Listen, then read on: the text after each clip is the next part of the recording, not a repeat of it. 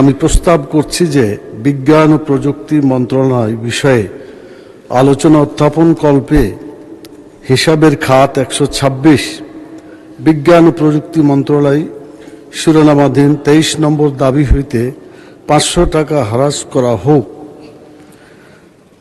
মাননীয় স্পিকার, যারা সংসদের বাইরে আমাদের কথাগুলো শুনছেন, যেহেতু তাদের জানা নাই এই 1 টাকা 100 টাকা 500 টাকা ছাঁটাই করা হোক, এসব কথাবার্তা শুনে তারা কিছুই বুঝে না যে এইটা কোটি কোটি টাকার মধ্যে এই কাজটা কেন করা হয়েছে।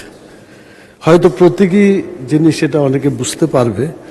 আমার বক্তব্য হচ্ছে যে ভাষা আরও কিছু পরিবর্তন করা যায় কিনা, যাতে সাধারণ মানুষকে বোঝানো যায় যে এটা এভাবে করা হয়েছে, গ্রহণযোগ্য কোনো ভাষা তৈরি করা যায় কিনা আপনার কাছে আমি বিনীত আবেদন রাখলাম।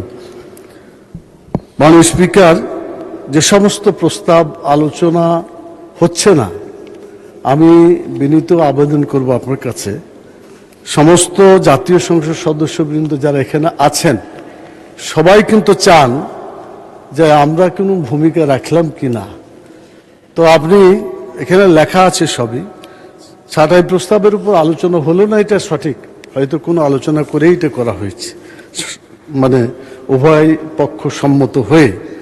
কিন্তু অন্তত নামগুলো যদি পড়া হয়, মাননীয় স্পিকার, কার্যপ্রণালী বিধিতে নাম উল্লেখের ব্যাপারে একটা ধারা আছে, আর যতটুকু মনে পড়ে যদি ধারাটা আমার এই মুহূর্তে মনে নাই, সেই জন্য যদি আপনি মেহরবানি করে যে প্রস্তাব এখানে দেওয়া হচ্ছে ছাঁটাই প্রস্তাব, যারা যারা ছাঁটাই প্রস্তাব দিয়েছে তাদের নামগুলো আপনি যদি পড়েন, সবাই যদি একটু যায়ও, তবে সেই সমস্ত মাননীয় সংসদ সদস্যদের এলাকার জনগণ বুঝবে যে আমার এলাকার এমপি কথা বলতে পেরেছে আর কথা বলার চেষ্টা করেছেন। কিন্তু কোনো নাম না করেই ছাঁটাই প্রস্তাবকে ভোটে দেওয়া আমার মনে হয় কিছুটা অধিকার ক্ষুণ্ণ হচ্ছে কিনা, এ ব্যাপারে আপনি একটু ব্যাখ্যা দিলে বোধহয় ভালো হবে। আমি সংক্ষেপে কয়েকটি কথা বলছি মাননীয় স্পিকার। এখানে মানে মাথাভারী প্রশাসনের কারণে বিভিন্ন খাতগুলো মানে সত্যিকারভাবে টাকা কাজে লাগে না। অনেকে বলেছেন যে 100 টাকার মধ্যে 60 টাকাই চুরি হয়ে যায়, 40 টাকা হয়তো কাজে লাগে। এইরকম যদি অবস্থা হয় তাহলে দেশের অর্থনীতি এবং আরো বলতে চান মাননীয় সদস্য, 1 মিনিটে কনক্লুড করুন। ঠিক আছে মাননীয় স্পিকার, অনেকে বলেছেন এই কথাগুলো। 91 অনুচ্ছেদে যেটা বলা হয়েছে সম্পূরক বাজেটের ব্যাপারে, আমরা কথা বলার যে অধিকারটুকু আছে, আমার মনে হচ্ছে যে অধিকার আমরা পাচ্ছি না। আলোচনার মাধ্যমে যেটা করেছেন সেটা ঠিক আছে, তবে কিভাবে বেশিরভাগ সদস্যকে কথা বলার সুযোগ দেওয়া যায় আমি আপনাকে বিবেচনার জন্য অনুরোধ করব।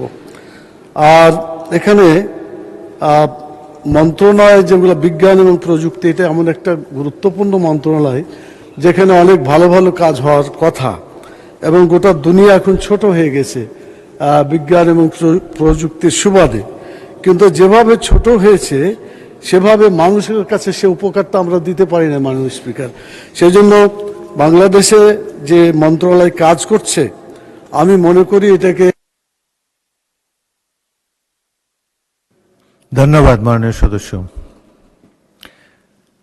আপনি ছাঁটাই প্রস্তাব যারা দিয়েছেন সেই সব সদস্যবৃন্দের নাম উল্লেখ করার জন্য বলেছেন।